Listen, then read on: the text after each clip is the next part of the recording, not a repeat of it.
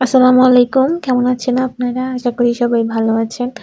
আমিও আলহামদুলিল্লাহ ভালো আছি আল্লাহর রহমতে। আজকে আমি চন্দ্রপুলি বানাবো আর ওটার রেসিপি আপনাদের সাথে আমি শেয়ার করব।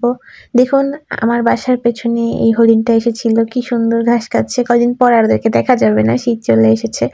যাই হোক, তো এখানে আমি পুলি পিঠা বানানোর জন্য নারকেল আর গুড়ের একটা পুর বানিয়ে নিচ্ছি। এখানে সামান্য একটু পানি দিয়ে নিয়েছি যাতে যে গুড়টা ওটা গলার জন্য। এখানে আমি খেজুরের পাটালি গুড় দিয়েছি। এই গুড়টা আপনারা আমেরিকাতে যেকোনো বাঙালি গ্রোসারিতে পেয়ে যাবেন।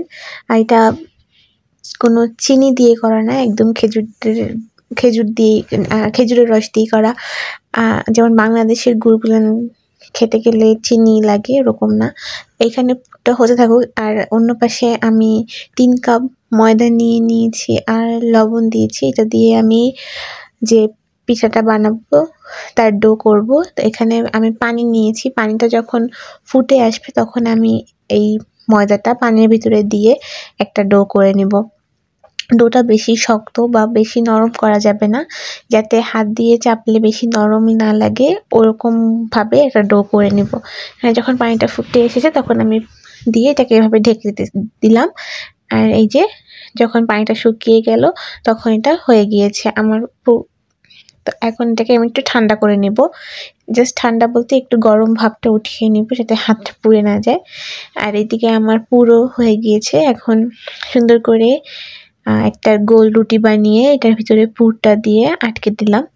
এখানে রুটিটা একটু ছোট বড় একটা থাকে, তো ওটার জন্য আমি এখানে একটা আমার বাসায় একটা ছিল স্টিকের মতো, ওইটাকে দিয়েই আমি এরকম করে লাইক একটা হাফ চাঁদের মতো একটা শেপ করে নিয়েছি, যেহেতু চন্দ্রপুলি বানাচ্ছি। তারপরে একটু সাইডটাকে ডিজাইন করে নিতেছি। যারা বাংলাদেশে থাকেন তারা অনেকেই শীতকালে ভাপা কুলি, তারপর তেলের ভাজা কুলি অনেকেই খেয়ে থাকেন। আজকে আমি তেলে ভাজাটাই বানাচ্ছি।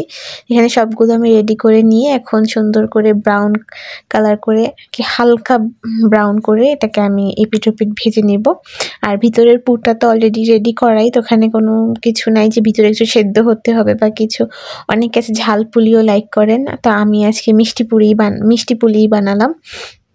এখানে জাস্ট উপরের যে ময়দার ওইটা একটু ব্রাউন কালার, হালকা ব্রাউন কালার আর কি হয়ে গেলেই উঠিয়ে নিব।